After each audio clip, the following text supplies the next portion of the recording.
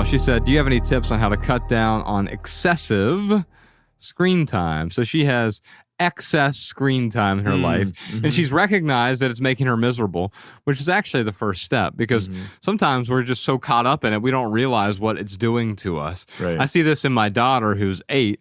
If we just were to give her a tablet all day and she were to stare at it, she starts to get in a bad mood, but doesn't realize what is causing that bad mood. But it's the fact she's not moving, and she's so tuned in with this glowing screen that it is preventing her from living her life. Nothing wrong with the glowing screen, but when we have excessive screen time, that certainly becomes a problem. So, yes, Kristen, I have 6 best practices for you on this Maximal episode. The first one is called Screenless Saturdays.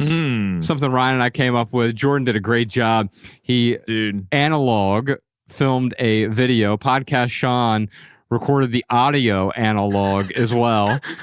So you can check out the Screenless Saturdays trailer on YouTube. We talk about living a screenless Saturday life. So once a week, you can throw your phone in a drawer and go out and get lost with someone. Live without screens. There's 3 different ways to do it. We'll put a link to it in the show notes so you can identify whether the simple or the easy, the intermediate, or the more aggressive way to live screenless on Saturdays. Just one day a week, but you learn a whole lot about yourself in the process. Yeah. The second tip I have for you is something I call all-day grayscale. Like, while it's light outside, turn your phone to grayscale. Why is that?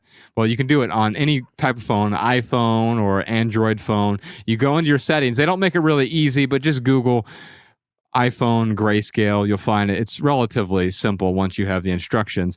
And you go in there, turn your phone to grayscale, and it makes it so boring, and it's not enticing anymore. And when your phone is less enticing, you spend less time on the phone. You're not worried about getting on to Instagram, TikTok, and so forth as much because you've rendered them much less enticing. Number 3 is social media detox. How do we do that? We remove all social media apps from our phone. No more Instagram, no more TikTok, no more Twitter, no more Facebook, no more Yik Yak, Ryan. And the reason we do that doesn't mean we can't visit those things. We can set aside time to visit them on our own from our desktop. Or if I really want to post a picture to Instagram or a video, I can go download the app, post it, and then remove the app from my phone. So that's your third tip here, the third best practice. Number 4, I call this time-restricted digital fasting. And so it's just like fasting when you're eating. So time-restricted intermittent fasting, where you go 18 hours without food or 12 hours or whatever. Right. Is there a period of the day, maybe it's from 8 p.m. until 8 a.m., where you can have a digital fast. And you simply put your phone in a drawer or in its location for a period of time during those fasting hours. You still have access to it if you absolutely need it in an emergency, but otherwise you're fasting from the screen, not all day, but for a 12-hour window throughout the day. And if you want to get aggressive, maybe it's longer than 12 hours. The next one is connected to that. Cal Newport calls it the foyer rule, or if you're rich, it's the foyer rule. Or you could be pretentious. But you repeat myself. And so the foyer means, like, I don't carry my phone around like the 79th Oregon all throughout my house. I put it in one place as soon as I get home. For me, it's the junk drawer because I don't have a foyer or a foyer. But as soon as you walk in, I have a very tiny kitchen, and there's a junk drawer there.